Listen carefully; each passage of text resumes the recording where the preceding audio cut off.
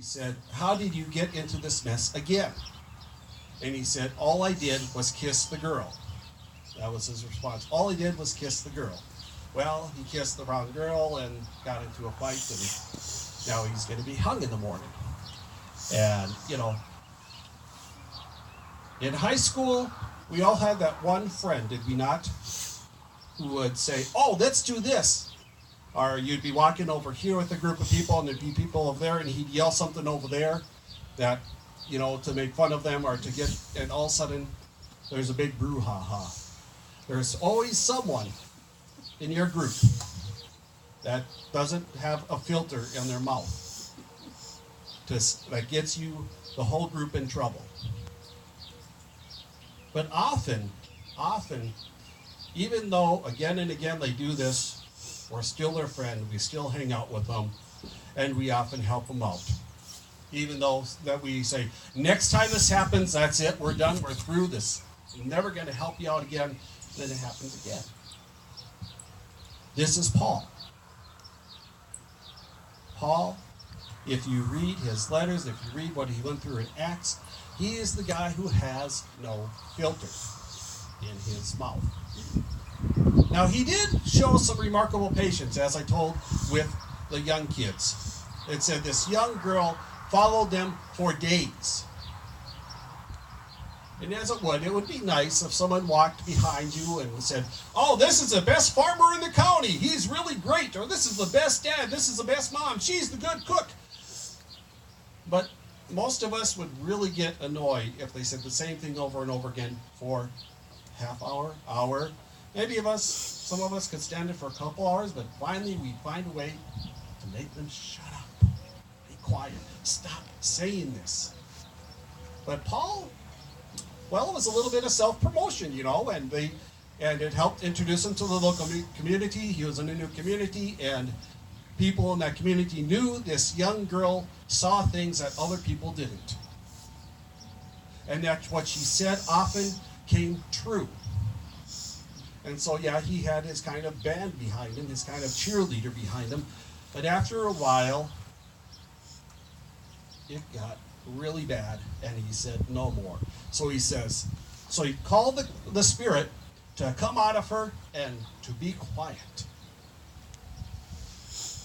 Now, an interesting thing about this is it didn't say an unclean spirit, and often in Acts it'll say that he was cleansed from a demonic spirit, that she had an unclean spirit.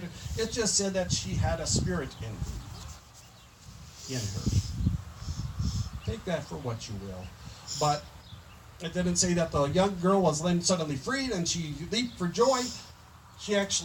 We don't hear anything what happened about her after that. So I wonder what did happen. She was still enslaved, she was still a slave, but was she put to washing dishes or working in the field, or who knows what happened.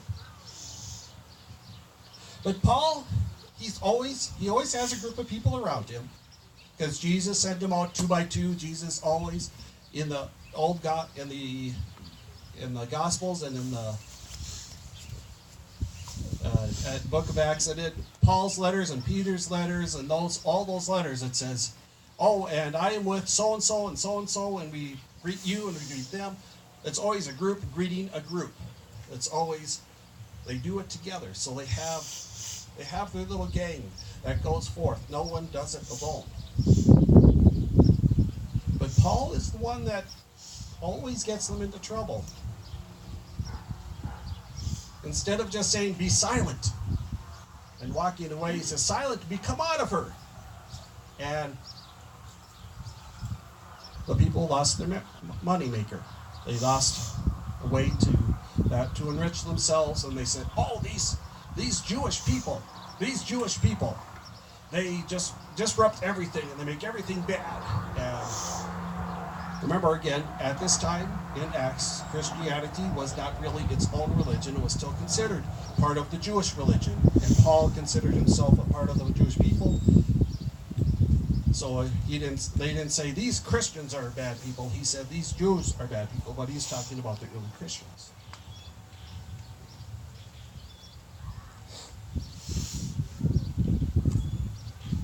So they get flogged, they get stripped, and they get rods of iron or some kind of metal rods, and they get beaten by it and get thrown in prison. Just sitting in the back of a police car is enough to make most of us get all tense and nervous, and what are we going to do? Getting thrown in jail? Especially in a community that we don't know and where we don't know anybody and really nobody knows us? That would really scare the bejeebus out of me. Would most of us. But instead, he has that group. They arrested all of them.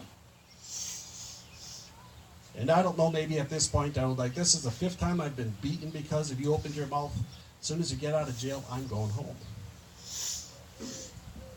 But instead, they sang hymns.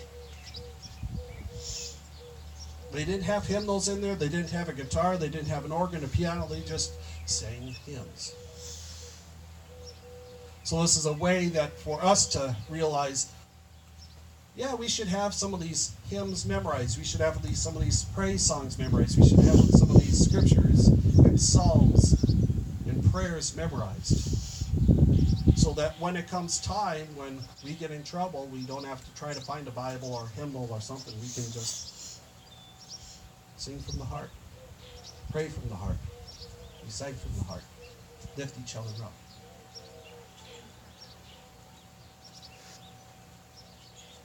But we do it together. We have to have that group, even the one who always annoys us. We have to have one of those in the group. Because otherwise we don't know how strong of a group we are. If we aren't tested, if our friendships aren't tested, if our faith is not tested, then it becomes pretty weak. And we easily fall apart. Not saying that we need to go out and get into trouble, but we do need to work, all of us, on asking that question, what would Jesus do? Maybe asking, what would Paul do? Maybe sometimes do the opposite thing of Paul. But what is God asking us to do? And when we are annoyed, are we annoyed because God is telling us and God is showing us that this situation, this problem is not right? Or are we annoyed because, like the owners of the slave girl, someone took something away from us and we want it back? Someone disrupted our lives and we want our lives to remain the same. Are we annoyed because things aren't like they used to be?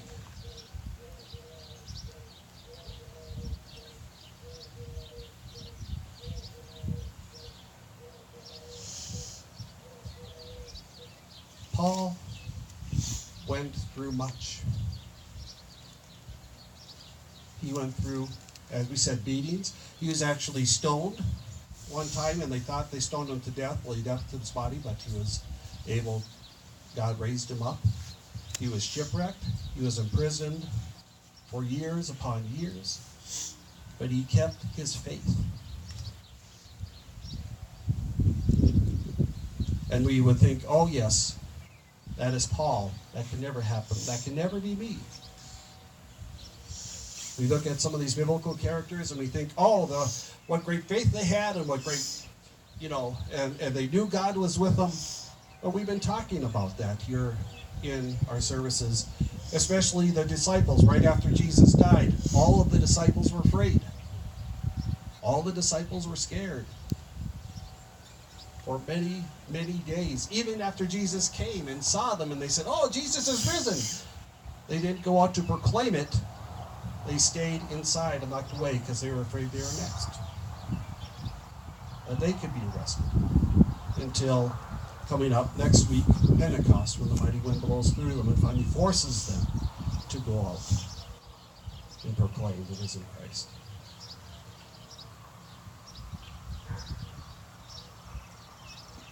But how do we grow in our faith? How do we prepare ourselves so that when challenges come, small and great? When we're driving down the road and someone doesn't do something, my hand my hand flies up. My wife calls it road rage. But, that's all it does. It flies up. It just goes like this. Doesn't do anything else. I don't curse at him or anything. But just those small little things can set us off. How do we find that faith? That even if we are beaten, literally to an inch of our life, even if we are thrown in jail, put in stocks, that we can find the strength, the faith, the courage, and the praise. As Paul writes in his letters, in all things give praise. So they were sitting there, they were singing praise songs to God. God, it says, causes an earthquake that opens all the prison doors and unlocks the shackles, the fetters that are on their feet. And here comes the jailer. And the jailer, believing that they had escaped and that his life would be forfeit, he grabs a sword to kill himself until Paul yells out, "Wait, we are still here. Don't do this. You have not lost your prisoners." And again, where does that faith come from? That as soon as we were wrongly jailed, if that jail opened, most of us, if not all of us, would be running for that door and saying, "Thank God I'm free. Let's get out of here." But they knew what would happen. And probably God did tell them, just wait. There's something more you're going to do here. So because they didn't flee, because they didn't take that opportunity, they got to know the jailer. And the jailer showed compassion upon them, and he bandaged and he bound their wounds. And he asked, "What made you do this? How can you do something like this?" And they were able to share the gospel of their Christ, of our Christ, who was himself beaten, who was himself crucified, but who also raised from the dead.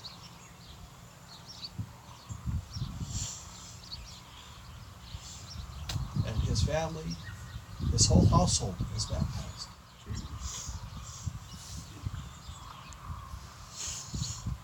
Gives us pause. Gives us pause when we're screaming at the politician on the television.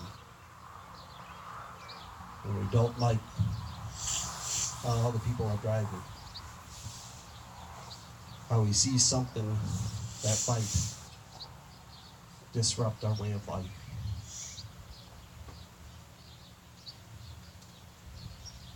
How are we to respond?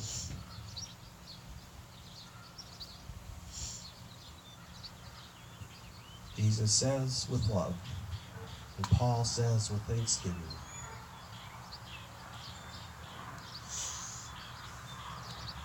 And we do it together.